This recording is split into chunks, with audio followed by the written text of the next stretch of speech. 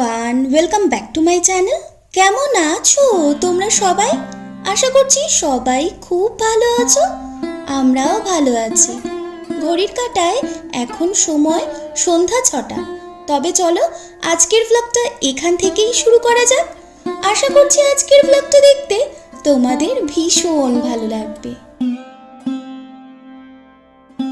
যে পরিমাণ ঠান্ডা পড়ে গিয়েছে তাতে এখন কফি না খেলে একদমই নয়।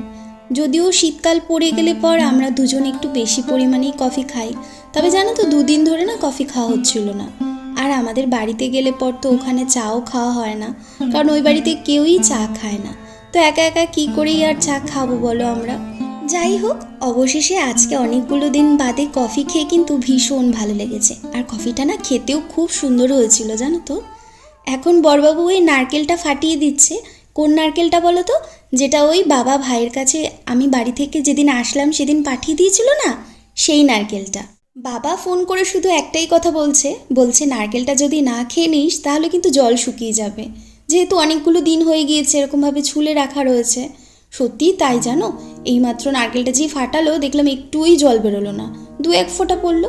নারকেল আমার ভীষণ পছন্দের একটা খাবার জানো তো। পিঠে বলো অথবা যে কোনো রান্নায় নারকেল থাকলে আমার ভীষণ ভালো লাগে।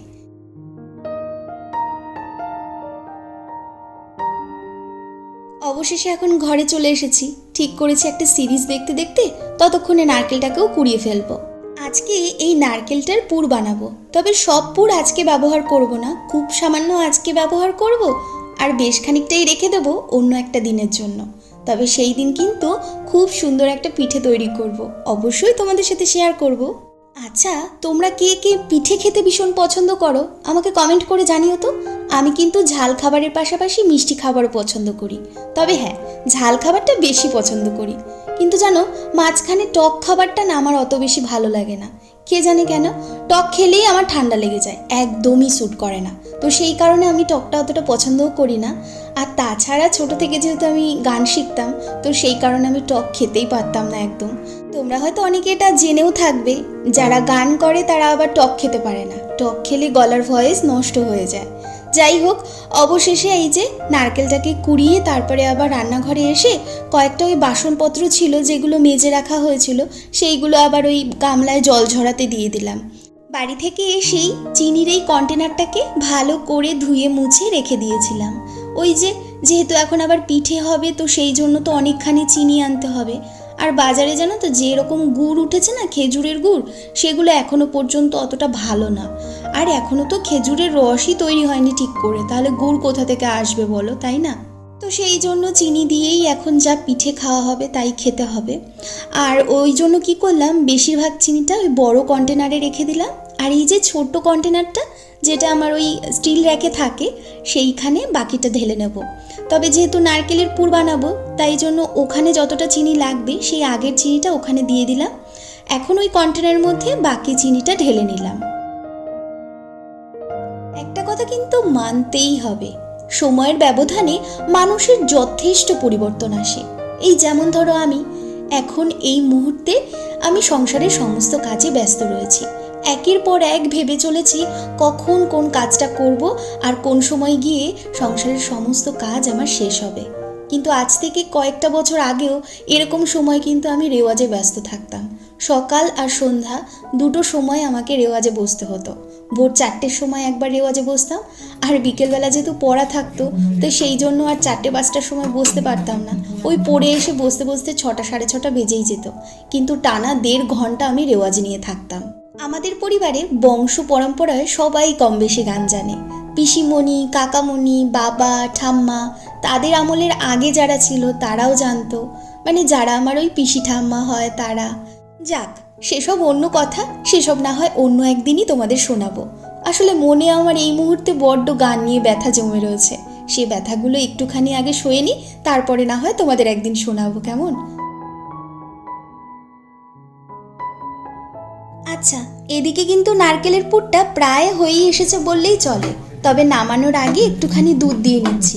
নারকেলের পুরের মধ্যে যদি একটু আমুল গুঁড়ো দুধ অথবা এই যে লিকুইড দুধ এগুলো দিয়ে বানানো যায়, তাহলে কিন্তু সেই খড়খড়া ভাবটাও থাকে না, আর খেতেও কিন্তু দ্বিগুণ স্বাদ হয় জানো তো। আর তাছাড়াও যেহেতু 2-1 দিনের জন্য আমাকে এটা ফ্রিজে রাখতেই হবে, তো সেই জন্য শুধু যদি করতাম না তাহলে একটুখানি সেই শুকনো শুকনো ড্রাই ভাবটা চলে আসতো। ওই জন্য এখন এই যে দুধটা দিলাম, এতে করে কি হবে, খুব মোলায়েম ভাবটা থাকবে। আজকে বেশিরভাগটাই তুলে রেখে দেবো, খুব সামান্য কিছুই আজকে ব্যবহার করব। আর আজকে যে পিঠেটা তৈরি করছি, এই পিঠেটা কিন্তু আমি এখানে পুরোটা তৈরি করিনি, বাড়ি গিয়েছিলাম, যেই দিন বাড়ি থেকে আসছিলাম না ওই দিন সকালবেলা কয়েকটা ভাজা পিঠে ভাজা হয়েছিল, আর ওখান থেকেই অনেকখানি পিঠে মা দিয়ে দিয়েছিল, বলেছিল দুধে ভিজিয়ে তার খোকাকে খাওয়াতে, আমাকে খেতে। তো সেই পিঠেটাই এখন তৈরি করছি। যেই কড়াইতে নারকেলের পুরটা তৈরি করেছি সেই কড়াইয়ের মধ্যেই রেড কাউয়ের এই যে 500 প্যাকেট একটা দিয়ে দিচ্ছি। তবে তার মধ্যে কিন্তু তোমাদেরকে আগেই বলে রাখি যে একটুখানি কিন্তু নারকেলের পুর আগে থেকেই রেখে দিয়েছিলাম কড়াইতে। আর ঘরে কিছুটা দুধ ছিল, সেখান থেকেও আরও বেশ খানিকটা দুধ দিয়ে দিলাম। এবার বেশ কিছুক্ষণ সময় নিয়ে মিডিয়াম টু লো ফ্লেমে এই দুধটাকে ভালো করে ফুটিয়ে নেব। প্রায় 3 ঘন্টা মতো আগেই ফ্রিজ থেকে নামিয়ে রেখেছিলাম এই ভাজা পিঠেগুলো। আসলে কি বলতো, একদম ঠান্ডা অবস্থাতেও এই রান্নাটা করা যায় না, মানে পিঠেটা যদি একদম ফ্রিজ থেকে নামিয়ে ঠান্ডা অবস্থায় দুধের মধ্যে দিয়ে দাও তাহলে না পিঠেটা প্রচুর শক্ত থাকে। আবার যদি গরম গরম পিঠেটা ভেজেই একেবারে দুধের মধ্যে দিয়ে দাও সেটাও আবার অন্যরকম হয়, একদমই গলে যায়, আমার আবার সেটাও ভালো লাগে না। বেশ এরকম ফ্রিজে রেখে 3-4 ঘন্টা আগে থেকে ফ্রিজ থেকে নামিয়ে রেখে তারপরে যদি গরম দুধে দেওয়া হয় সেটা না নরমও থাকে আবার শক্তও থাকে, আমার আবার এটা বেশি ভালো লাগে। আর হ্যাঁ, এই যে দুধটা জাল দিয়ে ফুটিয়ে নিচ্ছি এর মধ্যে কিন্তু এই চিনিটা দিয়ে কিছুক্ষণ নাড়িয়ে চাড়িয়ে নিয়ে তারপরে আবারও একটু নারকেল পুর দিতে হবে। এই নারকেল পুর আর এই দুধ দুটো মিলিয়ে না এমন ক্ষীর খেতে হয়, এই ক্ষীরটা খেতে যেন ভীষণ ভালো লাগে। মানে এই দুধটা যখন শুধু খাওয়া হয় না, যদিও একদমই কিছু থাকবে না কারণ পিঠেতেই সবটা টেনে যাবে, তবুও যেটুকু হালকা হালকা থাকবে সেটা খেতে খুব সুন্দর লাগে। আর এছাড়াও কিছু বাতাসা আর নকুলদানা দিয়ে দিলাম, ওই ঠাকুরের পুজোয় দেওয়া হয় সেই প্রসাদিটা। এবার আরও কিছুটা সময় এরকমভাবে দুধটাকে ফুটিয়ে নেওয়ার পর দুধটার মধ্যে যখন একটা সেই থিকনেস ভাব আসবে তখন কিন্তু ওই পিঠেটা দিয়ে দেব। আর আজকে জানো তো রাত্রিবেলা একটু রুটি করব আর করব ডিম আর আলু দিয়ে ভুজিয়া। রান্না করতে করতে না হট করে আমার মাথায় আসলো যে এবছর শীত পড়ে গেছে, কতগুলো দিন হয়ে গেল কিন্তু এখনও পর্যন্ত বেগুন পোড়া খাওয়া হয়নি। খুব তাড়াতাড়ি বাজার থেকে বেগুন এনে বেগুন পোড়া খেতে হবে। ভাত বলো, রুটি বলো, পরোটা বলো, সব কিছু দিয়েই বেগুন পোড়া ভীষণ ভালো লাগে। আর আমার জানো তো বেগুন পোড়ার নাম শুনলেই জিভে জল চলে আসে, আমি এত ভালোবাসি। যাই হোক, খুব তাড়াতাড়ি বেগুন পোড়াটা খেতে হবে। এদিকে দেখেছো দুধটা কিন্তু প্রায় রেডি হয়ে এসেছে। এই যে এই সময় এর মধ্যে এবার পিঠেগুলো দিয়ে দেবো আর হালকা হাতে একটুখানি নাড়াচাড়া দিয়ে প্রতিটা পিঠে যাতে ভালোভাবে একটু ভিজে থাকতে পারে এরকম পর্যায়ে আসলে পর ঢাকা চাপা দিয়ে ওই 5-7 মিনিটের জন্য রেখে দেবো। তারপরে গ্যাসটা অফ করে দিয়ে কিছুক্ষণ বাদে নামিয়ে নিলেই কিন্তু পিঠেটা একদম রেডি হয়ে যাবে। আচ্ছা চলো, এবার এই রান্নাটা যতক্ষণে হতে থাকবে ততক্ষণে তোমাদের কিছু কমেন্টের নাম পড়ে নেওয়া যাক। কমেন্ট করেছে হোম মেকার মনি, কমেন্ট করেছে টুম্পাস কুকারি ব্লগ, রায়েশা খাতুন, অনামিকা প্রামাণিক, সোমা দাস।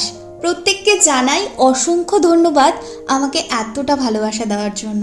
তোমরা প্রত্যেকে খুব খুব ভালো থেকো, সুস্থ থেকো, ঈশ্বরের কাছে সর্বদাই এই প্রার্থনাই জানাই। আমার বড়বাবু আবার সব খাবারই গরম গরম খেতে বেশি পছন্দ করে, তাই এই যে আগে বাটিতে তুলে নিচ্ছি আর তারপরই না ওকেও দিয়ে দেব। আবার ওনাকে একা দিলেও হবে না, তাই আমাকেও খেতে হবে, আমিও একটুখানি নিয়ে নেব। আর রাত্রিবেলা তো বলেই দিলাম একটু রুটি করব আর ডিম দিয়ে আলু দিয়ে পেঁয়াজ দিয়ে ভুজিয়া করব। ব্যাস এটাই হলো আজকে আমাদের রাতের ডিনার, পিঠে, রুটি আর ডিম ভুজিয়া। তবে চলো আজকের মতো তোমাদেরকে এখানেই বিদায় জানাচ্ছি। ভালো লাগলে অবশ্যই একটা লাইক করে দিও, কমেন্ট করে জানিও ভিডিওটা কেমন লাগলো। সবাই খুব খুব ভালো থেকো, সুস্থ থেকো। তোমাদের সকলের সাথে দেখা হচ্ছে পরবর্তী ভিডিও। ততক্ষণের জন্য তোমাদের সবাইকে